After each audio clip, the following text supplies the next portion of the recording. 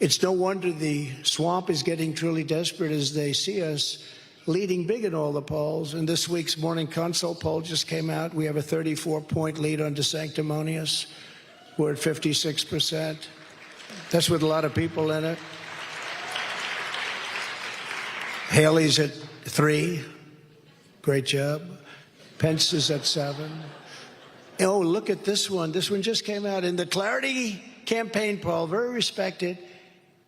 We're leading by 56 points. That doesn't mean we have 56. That means we're leading Ron DeSanctimonious by 56. 69% for Trump, 13% for DeSantis, and Pence has 6. You know, once you get used to saying DeSantis, it's hard to say DeSantis. I was actually being interviewed, and I was trying to be serious, and I called him DeSantis. I said, that's not good. But he's changing his name. You know, now it's DeSantis. And I put a little message out, never change your name in the middle of a campaign. You don't change your name in the middle of a campaign. In the Emerson poll of Iowa, we're leading by 42 points. See, I told you. I told you. I got him $28 billion. How are we going to lose? That's a big lead in Iowa. We're going to do great in Iowa. We've always done great in Iowa. And we're leading Biden by a lot in the recent Fabrizio swing state poll of Arizona, Georgia, Michigan, Pennsylvania, Wisconsin. We're at almost 50% of the vote already. And we're leading Biden by 5, which is a shocking, you know, you would think you'd be leading him by 40. You would think we'd be leading him by more than we're leading DeSantis. In the ABC Washington Post poll, just came out, I'm up by 7 points over Biden. And the new poll from Democracy Institute, very respected, shows that I'm the only candidate that beats crooked Joe Biden. And DeSantis is losing to him by a lot. With each passing day, more Americans are joining our patriotic movement. We are having unbelievable success, only garnered even further by what's happening, because what they're doing is so bad for our country. People are saying you can't weaponize, you can't do this. Together we've achieved more than anyone thought even possible. We delivered the largest tax cuts in history. We delivered the largest regulatory cuts. That's why we had the greatest employment numbers ever in history. We achieved energy independence.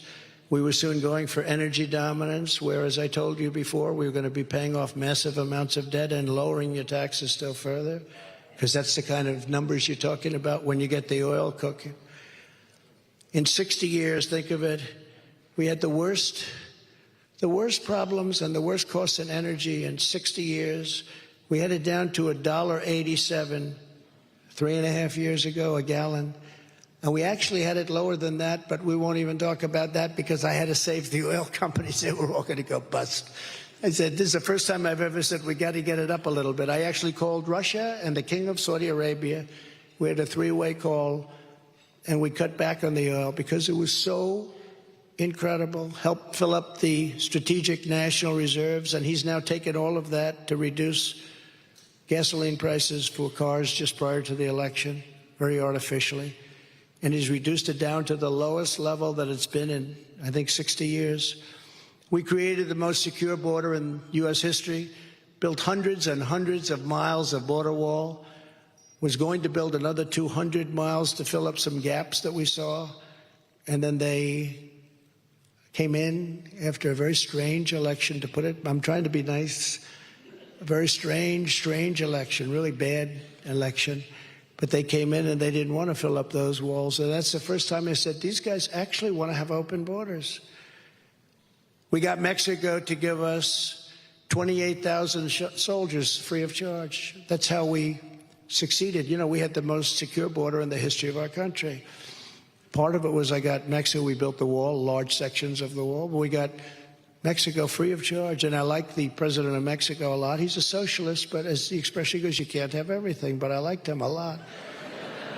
But I said to the people over in the State Department, I said, give me a list of the 10 top things you would like. And one was to have their soldiers helping us with the people coming in. You know, they're coming in through Mexico. And they gave me a list of 10, and the woman, who was really a pro, but she was just a little bit naive, she said, "Sir, you're never going to get this. We've been trying to get this. I've been here for 25 years. We've been trying to get this for 25 years. You're never going to get it." I said, "You want to make a little bet?" Then we had a representative, their top representative, come in to see me, the State Department people. And I said, "Here's the story. You had to give us 28,000 soldiers free of charge to stop people from pouring into the United States." He said, he laughed. He thought, like, what a stupid guy this is. This guy has to be, well, sir, we wouldn't even think of doing that. Why would we do a thing? Because they're coming through your country and you're not stopping them. In the South, they're coming, pouring through in caravans. "No, you're going to give it to us?" "No, sir, we're not." I said, "How much do you want to make a bet?" He said, "We're not going to do it." I said, "Here what I have in front of me, and I'm going to sign it right in front of you, a paper." This was on a Thursday or a Friday. And I said, "On Monday morning, we're putting a tariff on all automobiles coming into the United States and all other Mexican products coming into the United States. We're putting a tariff of 25% on everyone. We're going to make so much money over and above the cost of that." And he said, "You wouldn't do that." I said, "I'm going to sign it right before your very eyes. Watch me sign it." And this goes into effect on Monday morning.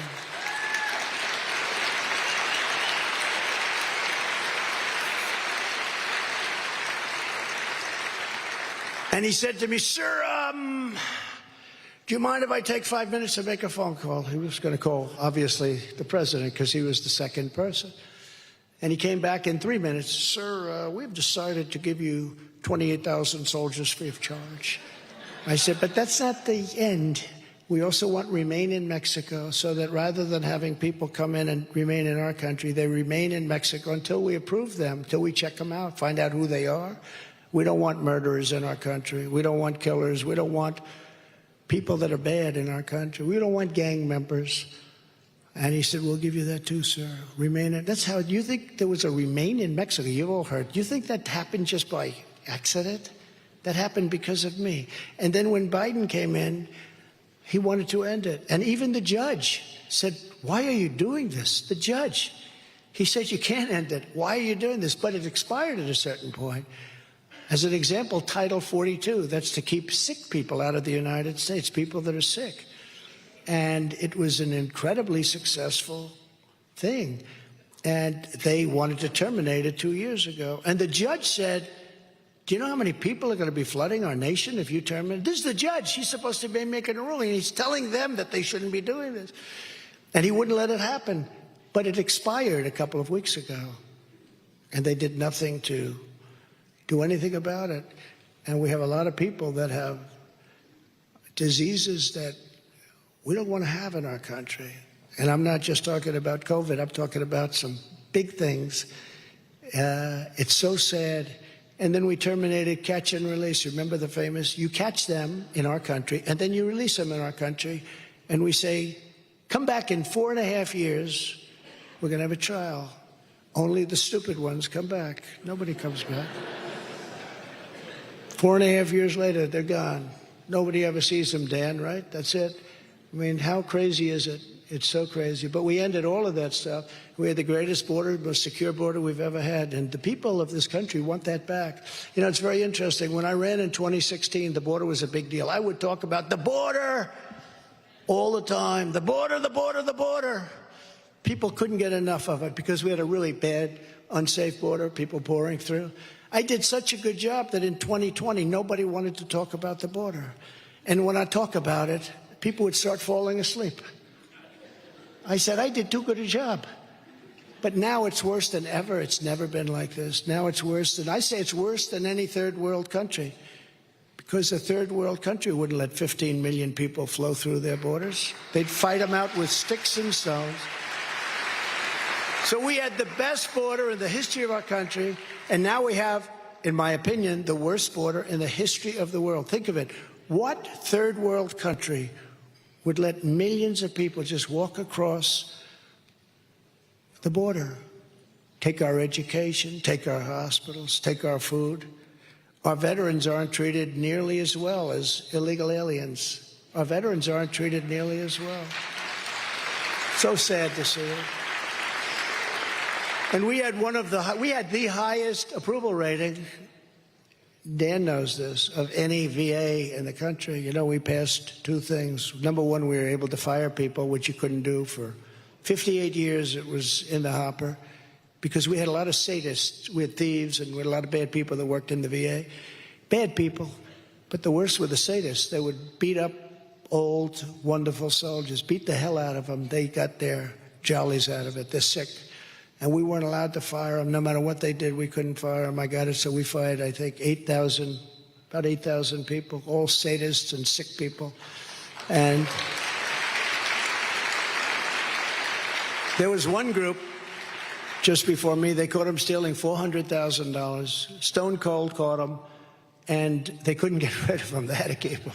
The whole thing is crazy. But we got that done. But of equal importance, maybe more importance, if you had to wait more than a day to get yourself taken care of, and we had all this passed through Congress, if you had to wait more than one day, and you were so helpful, if you had to wait more than one day, by the way, Richard has been a fantastic congressman, Richard Hudson. You really helped us a lot. He was a fighter for this. But if you had to wait more than one day, because people were waiting months, they were becoming terminally ill, waiting.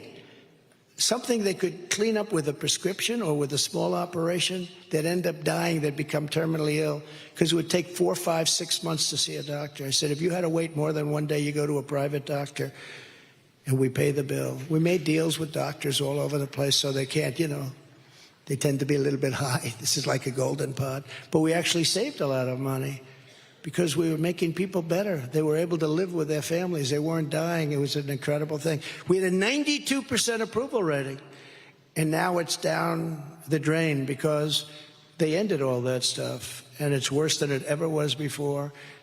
And then some people will still foolishly vote for the Democrats. I don't understand it. It's like with religion. We fight for religion. They fight against religion. How can a religious person vote for the Democrats? What they've done to Christianity and all religions.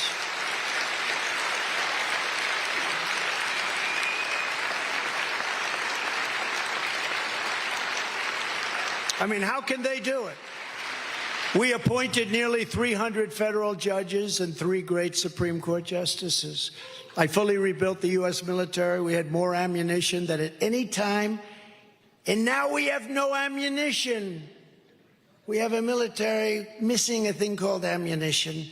We had so much it was stocked to the gills, and now we have very little left because we're giving it to Ukraine. And I would end that war within 24 hours, I will tell you. And end it fairly. And I imposed a powerful travel ban to keep radical Islamic terrorists and radical jihadists the hell out of our country. People said, oh, that's a terrible thing. But how good did we do in 4 years? Look at our record in 4 years. You didn't hear about all that stuff. I don't even like talking about it, give people ideas. But we had a tremendous record because of what we passed. And we passed things that nobody thought were possible. But look at our record on that. We accomplished all of this and more in just 4 short years, and just imagine what we can accomplish in the next 4 years. And the advantage is that I've been through it. I know the good people. I know the bad people. I know weak people and strong people. I know the people that are losers that you don't want, and I know the people that are winners that a lot of people don't know or understand. But they're the winners, the people that can bring us back. I know them all. When I first went there, I didn't. I had to rely on people. What do you think of this guy? What do you think of that guy? And people were giving me advice. We had great people too. You know, again, we rebuilt the military. We got all those tax cuts and regulation cuts. We had great people, but we had some people that I wouldn't have put in the place. Guys like Bill Barr, because he didn't have courage, and I wouldn't have put them. I wouldn't have put them in place. They missed a great opportunity, but we have all these people cold. We've caught all of these lies and all of this corruption, and something has to be done about it. But I know the strong ones and the weak ones. I know the great ones and the ones that will never be great.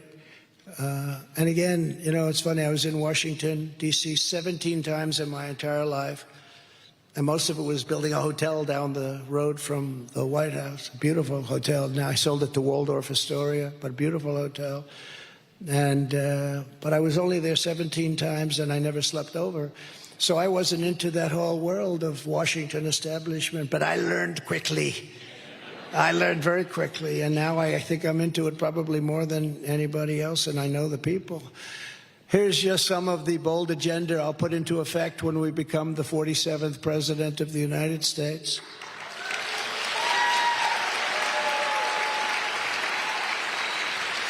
Before I even arrive at the Oval Office, shortly after I win the presidency, I will have the horrible war between Russia and Ukraine settled, if it's not already settled, and they should get it done quickly. Can't let those people die. They asked me, did you see the town hall with CNN? They got one of the highest ratings they've had in like 11 years, and they end up firing the guy because it was Trump. Instead, they should celebrate. We had our highest ratings. You're supposed to get paid for high ratings, Richard. But they had one of the highest ratings they've had in many, many years. I was on with a young woman who was, I said, nasty. She was a very nasty woman. But it worked out very well, and they were all going, he owns you, get him off the air. They're screaming, AOC is screaming, he owns you, get him off the air, stop it, stop it. But you'd think if they had high ratings, that would be a big, he should ask for an increase. Instead, they fired him because I was allowed to put across our point of view. It's our point of view. You know, we went into the womb of the enemy. And I thought, actually, the reason I thought they'd probably be solid. I tell them, because there they are right there. But I tell them that they're doing so poorly in their ratings. If they went to the center or even went a little bit right of center, and I thought they might be planning that. I think that's a good business strategy because right now they're known as fake news. Can you imagine if this is on CNN right now? The one thing you know is they're going to turn it off. Oh, the light just went off the television. That just went off, the red light. I can see all those red lights. That light. Oh, well, sorry about that. I'll be finished about this in 20 seconds, and then you can turn the light back on. But I thought they were going to be maybe a little bit more moderate and get their viewership up and really have a big evening and great. But as I was being introduced, they were saying things that were so bad. I said, this is going to be a war. But it wasn't, look, it worked out well, but it didn't work out well for him. It should have, because he actually did a good job in the sense it was very professionally done, very professional. Everything, the set, everything was beautiful, and they got tremendous numbers, and they fired him. He's gone now. Mr. Licht, sorry about that. I'd like to apologize to Mr. Licht. But I'm the only candidate who can make this promise. I will prevent World War III. I will prevent it. Not going to happen.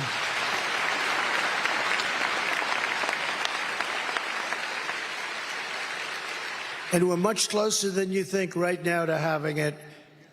And at some point it will happen. It will happen. I will prevent it. I'm the only one that can say it. I know them all. I know how to deal with them. I deal with them. And I'm not saying I know how, but I will get it done. I will get it done. Did you see the other day Putin said they're delivering nuclear missiles to Belarus? Here we go. And we have a man that has no clue. He has no clue. We have a guy that walks around, he has no clue. He's like a walking zombie. You know, I meet these other leaders, President Xi, Kim Jong-un of North Korea did a great job with that. Kim Jong-un with the meetings and, you know, historic. We got along great. They hate saying that when I say they got along. How dare you get along great with a dictator? You know, the guy's got hundreds of nuclear weapons. It's nice to get along. And I'm not saying that from weakness. I'm just saying from common sense. No, I got along with him great. How dare you say that President Xi of China is a brilliant man? No, he's brilliant. He leads 1.4 billion people, and he leads them very powerfully, and he's doing things and ripping off our country for years. But they get upset when I say somebody's brilliant. But here's what I will say.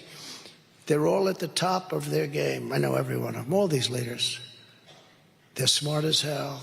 They're tough. They're cunning. Some are vicious. Most of them are vicious, actually. They think the United States is run by fools. They all take advantage of the United States.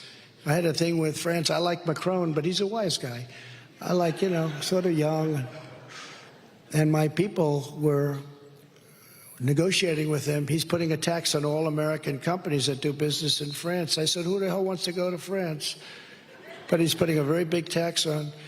So Steve Mnuchin and my people were negotiating with him and came back, no, they can't make a deal. I said, why can't you make a deal? We can't. They want to put the tax on. All these companies tax. If you're an American company, they got to tax you. I said, that's not right. I said, give it another shot. They came back a week later. They can't make a deal. I said, I'll make a deal. What do you mean you'll make a deal? Same thing, same old story all the time. It's always the same story. They don't write about it. They know about it, but they don't write about it. I wish all these things were taped. I really do. I wish these conversations, because these were classic conversations. So I got Macron, Emmanuel on the phone, and I said, Emmanuel, why are you putting a tax on all of our companies? Oh, but Donald, we have to. As you know, it's been approved by everybody. I said, I don't care if it's approved. Take it off. Oh, no, we can't do that. It's been fully approved. And I said, now, here's the story. If you don't take it off, again, tomorrow morning at 7 o'clock in the morning, we're taxing all of your wine and champagne that's coming into the United States at 100%.